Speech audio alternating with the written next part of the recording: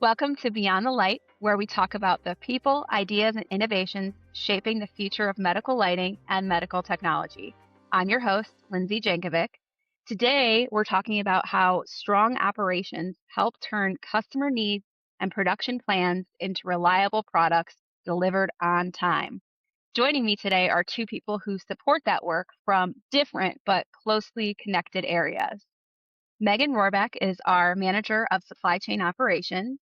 She leads the planning, procurement, and logistics here at Lumitex, including preventing material shortages, improving supplier performance, strengthening inventory and forecasting, and improving our planning and buying processes. Hi, Megan. Welcome. Thanks for having me. Absolutely. Also joining today is Tim Dick. He is our manager of operations engineering.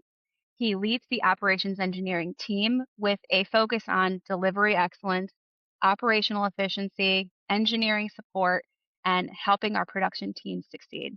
Thanks for being here, Tim. Happy to be here. All right, let's dive in.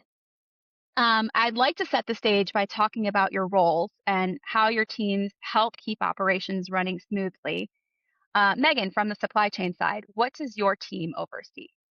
My department, collaborates with sales to ensure delivery timing to customers.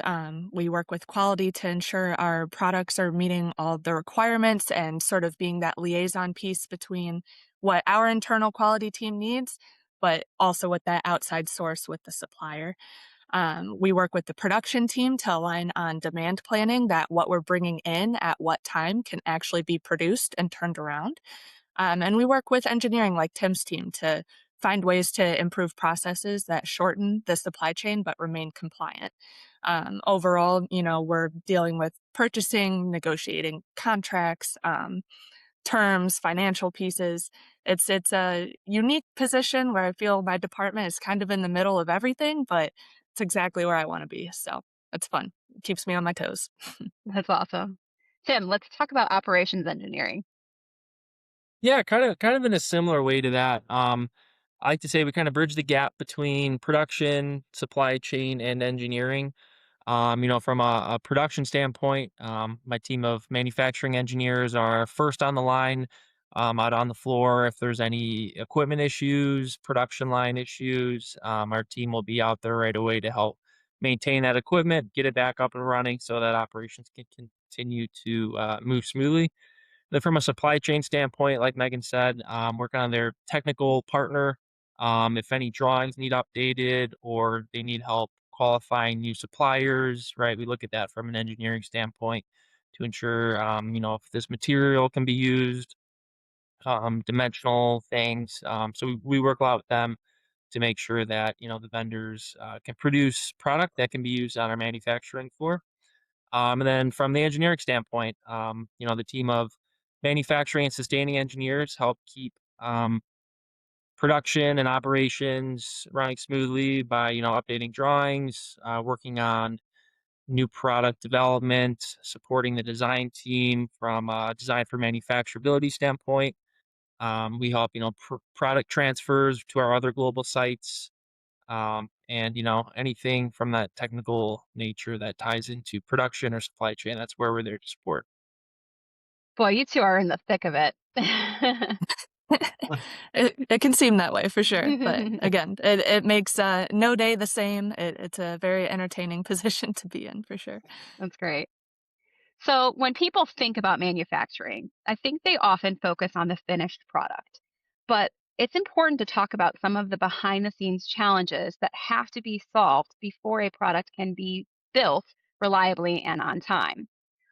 Megan, maybe we can start with the material side. What has to happen between receiving a forecast or demand and having the right materials available for production? Honestly, this question could go down such a rabbit hole. My simple answer is time is just the biggest challenge, especially being in the medical field. You have to vet the source. Are they actually FDA compliant? Are they able to sell a product that is going to be used in production for a medical purpose? Um, all the different little teeny tiny details in that aspect make a lot of work and time and effort in vetting the source first, um, before we can even start the conversation of let's talk pricing, let's talk quantity, let's talk how fast you can get it to me. Does that timeline even work with the customer we're trying to service at the end of the day? So it's a lot of time and research and effort that is the biggest challenge, coordinating that with when the customer needs something. And that's not just in the medical field. I come from retail background, right? So there's so much time and presentations and financial analysis and every single purchased item in this world. That could even be your couch in your living room right now. That shade of gray was somebody's 3-month long project to prove that that color was going to sell more than any other color gray, right? Add all the complications of medical on top of that. It's a lot more paperwork, a lot more vetting. So is time's just the biggest challenge I'm always faced against for sure. Fascinating. Awesome analogies, too. Tim, once those materials reach production, what has to be in place from the engineering and process standpoint to make sure the product can be built consistently? Yeah, again, there's like Megan said, there's a million different things that can happen and go down there, but thinking from it from a kind of high level standpoint, right? Megan orders the material, it gets here, gets through receiving inspection, and then gets issued out to the floor. Right from there, it's a matter of making sure that um, all the operators are producing, quality product. They're all trained properly. All the equipment is working well. Right, quality inspections are going on. So it's really a matter of making sure everyone's on top of it, communicating well with one another, and then again, as Megan said, kind of the if there is any issues with products that comes in or receiving, we're the kind of technical partner to supply chain, like I said earlier, right? So supply chain determines what to buy, where to source it, and then operations engineering ensures that those materials can be manufactured efficiently, consistently, and in the medical field compliantly, which is the big one. So there's a lot of that behind the scenes, documentation that goes on to make sure that, everything going out the door um, has that traceability, has the quality, has the passing data. Right. Our job is to reduce risk, improve manufacturability. We want to increase flexibility from a supply chain standpoint. Right. If there's a material that's unable to get sourced, right, can we jump in and see are there any other suppliers that can produce this? Maintaining that same quality. So it's really just all about communication, making sure everyone knows their job, does their job well, and we can deliver for the customer on time. Sounds like this is a really good place to talk about collaboration because I know that production downtime can come from so many different places: materials, processes, equipment, communication, and so on.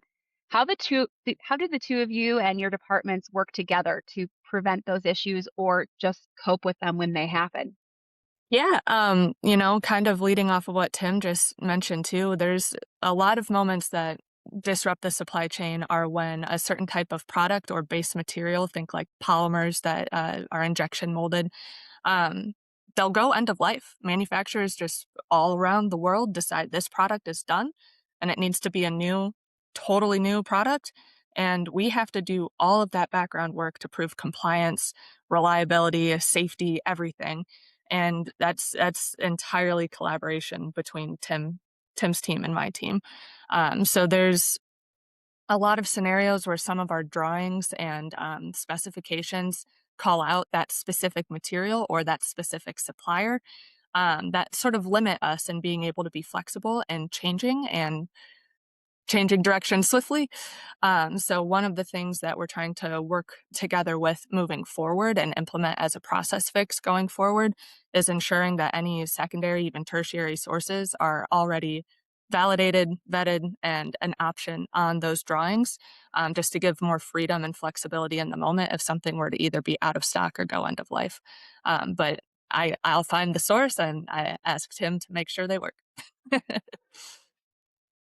Yeah, I mean, like you said earlier, it all starts with communication. I think we've done a good job of that, right? Between our daily 15-minute touch bases between production, engineering, and supply chain. where we review any issues that might be coming up, material delays, equipment downtime. That gives us the opportunity every morning to touch base and see kind of what are big rocks ahead of us. What do we need to address? How can we work together to ensure that production is still up and we're going to get product out the door. Um, I think, like Megan said, right? For example, if supply chain identifies a critical component is going to be delayed, then operations engineering can assess whether an alternative supplier is already qualified. If we need to qualify another alternative supplier, determine if a different material is acceptable, right? So we modify the production schedule if there's a disruption. And then alternatively, right, if ops engineering identifies a process is sensitive or a certain component needs to hold certain tolerances, then we'll work with supply chain to, find the proper supplier that can hold those standards, meet those specs, to give us a quality product that minimizes all those quality issues. That part of it, I think, ties a lot into the new product development part of it. So something we're trying to do more and more is get, supply chain and manufacturing involved really early on in that new product development so that we can get ahead of that stuff, right? Let them know, let the design team know, right? Can this product be manufactured in the most efficient way? Can we source these products easier? Um, so getting ahead of that, thinking about it up front, helps out a ton in the long run. I've witnessed both of you firsthand, tackling these challenges under fire. And I mean, I think you handle it with grace, and I think you definitely have shown a lot of improvements in the operations. Thank you. So let's end on the future then. Let's look ahead. You've touched on most of these things, but I'd like to end on where you see the biggest opportunities to strengthen Limitex's operations. Tim, I'll start with you on the production side. Sure. Yeah, looking at improvements, the term Kaizen is kind of my life motto. It's, continuous improvement, always looking for positive change, looking for ways to improve. There's always something to get better at.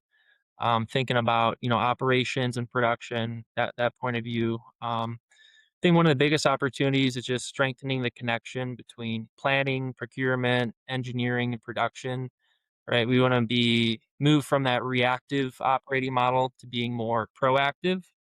That's something you always want to strive for, is trying to get ahead of everything, to think about it up front rather than kind of waiting for something to happen and then kind of chasing your tail like that.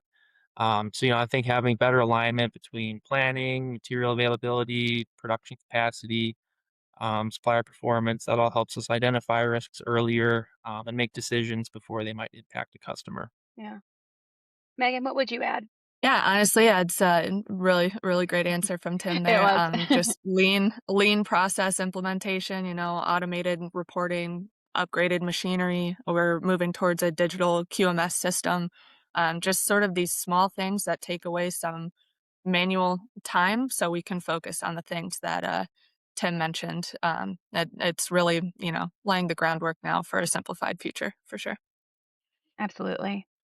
Well, thank you both for joining me today. This has been a really great look at the work that happens behind the scenes. I really appreciate both of your time. Yeah, absolutely. Anytime. And to our listeners, thanks for tuning in. If you enjoyed this episode, be sure to follow Beyond the Light for more conversations with the people shaping the future of medical lighting and medical technology. Until next time, keep pushing boundaries and keep improving life with light.